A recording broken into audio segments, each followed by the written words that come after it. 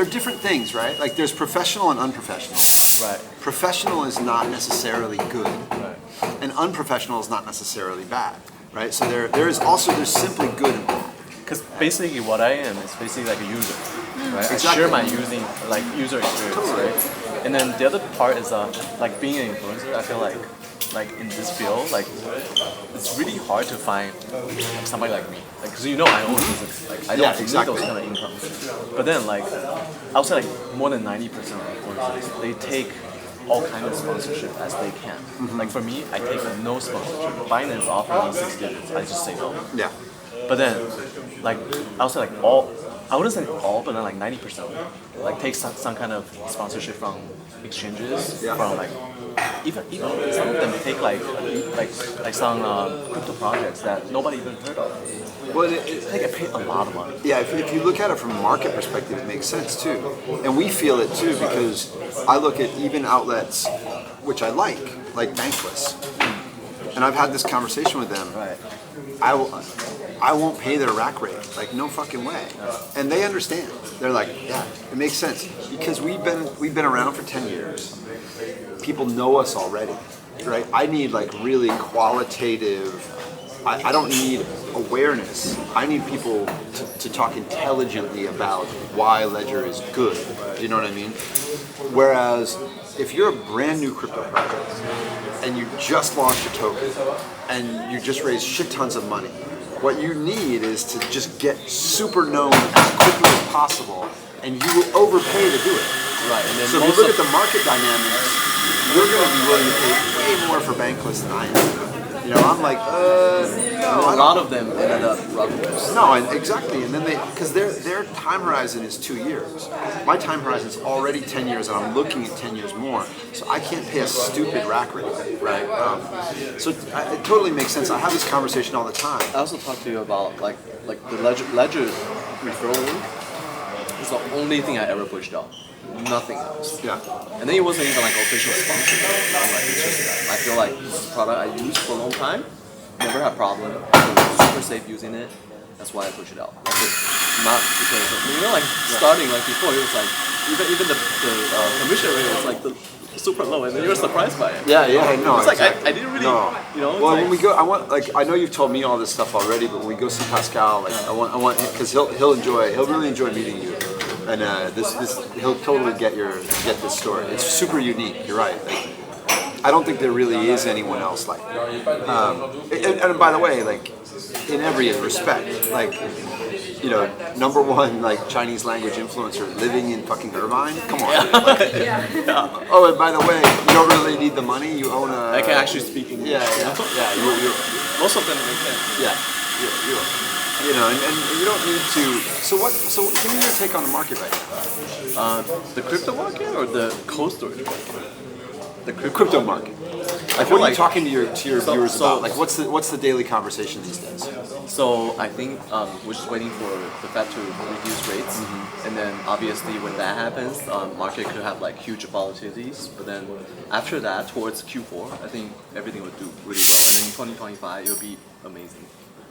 And then after that, who knows? Yeah, it would become a problem of like, are we going into another bear market, or is it going to be like a super cycle where crypto market just continuously to go up, but slower, at a slower pace, similar to like S&P index. I guess that would be the question for next year. But then I feel like Q4 this year and the entirety of next year will be like amazing. And what are from a from a portfolio strategy perspective? What are you like for talking? Me, I only do like the safe options, so I only have Bitcoin, Ethereum, and then I'm a huge Cardano fan. So I'm like, so my portfolio is only Bitcoin, Ethereum, Cardano. I have. And why Cardano? Like, pitch me on Cardano. Just because I have a bit, but I'm not. Right. I actually. And by the way, actually. I should tell you something else because I could use your help. I need to get to know the Cardano Foundation better. I don't know them. You don't know them all? Okay. I don't know them at all. We know them a bit, but I wondered if you knew people there. No. The reason is because we want to support Cardano more, and I'll tell you more like what I'm focused on right now, and it'll make more sense. But that's why I asked the question. But why? So Cardano just had a chain hard fork. Yep. And then that's like the full, like Cardano is the first ever like 100% governance by itself kind of chain. So they just destroy their Genesis key, which means that IOHK, Emergo, which is like the foundation of Cardano, like the organization, they no longer have control of the chain. So the chain is 100% reliant on like fully self-governance, and then that's how a blockchain is supposed to be. Like decentralization is very important. But then like recently, because Cardano data prices have like doing pretty badly in the past couple of years. So most people they invest, they look at price. Like for me, I look at foundation. I look at like is this something that I can put a lot of money in? Yeah. Like, I don't do micro investing.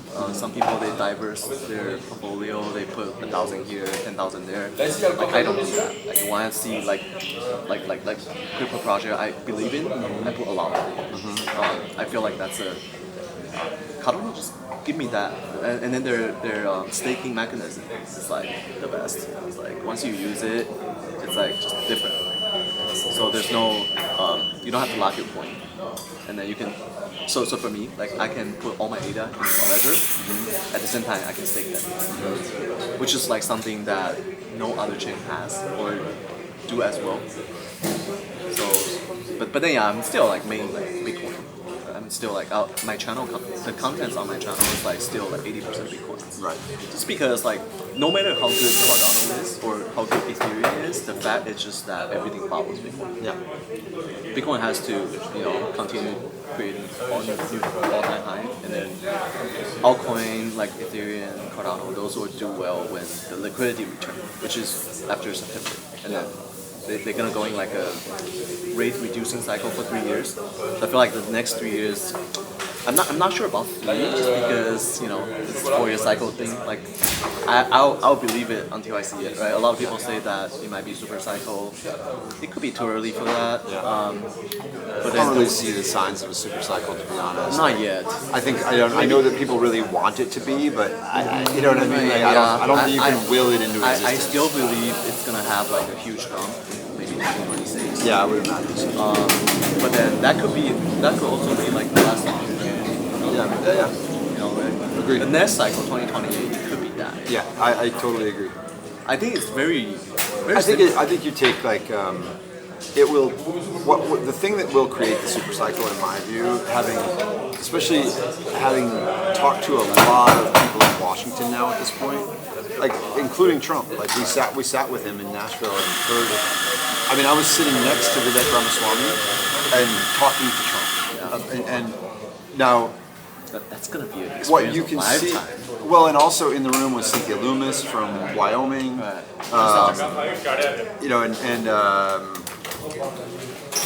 Marsha, I can't really think of her last name now, from Tennessee. Like it was sort of that like who's who of banking and government who believe, but you can also see like. There's a groundswell, but it's not arrived yet. Right. But at some point, like once it does become a strategic asset, then there's an arms race. That's where the super cycle comes, right? It's like right now, it's. But then the signs are there. I think it's very clear. Yeah. Which direction we're going. That's very clear. Like. And I think that's the thing is I think in the U.S., whether it's Trump or Harris, you get. I think it doesn't matter. I think either too. I actually think, my take at this point is, if it's Trump, then you get a big speculative bubble, right? Because people are like, like this might really rip, and I don't want to miss, right? I think if it's Harris, you get a more measured and more steady. Yeah, more steady growth. Yeah. So if it's Trump, it could be like we could see like the craziest move next year. Exactly. But then at the end of that period, it's gonna the hangover is gonna hurt. 80% dump again. Yeah, the hangover is gonna hurt. So. But I think that if it's Harris, you probably get a more steady. Correct. But then it's still going there. Exactly. Still going there. And by the way, I think it's Pascal says it really well. He said it great. If you look at Pascal did an article, not here, but here in Paris for CNBC at the end of July. It was a great interview actually, and he said they asked him about the election and Trump. He immediately turned it to BlackRock, He was like, well, look, BlackRock put this on the agenda. Right. Like, you know, which I think is the right way to say it. Like once, like how do things actually work in the U.S. right? Like once BlackRock gave it the seal of approval, the fix is in. It doesn't matter left or right. BlackRock said it. BlackRock said. The people with like the real Yeah, power. exactly. Yeah. You know, you could say it's you know, there's capitalism and then there's corporatism. You know, there's communism way over here, there's corporatism way over here. Capitalism is actually somewhere in the middle. Yeah. Like, we're closer to corporatists in America than anything else. It's very interesting. Super. The Bitcoin is the king, that crypto that's bold, riding the wave, making fortunes untold. But it's time to retire to a new crypto show. Cardano 88, let's dive in for sure.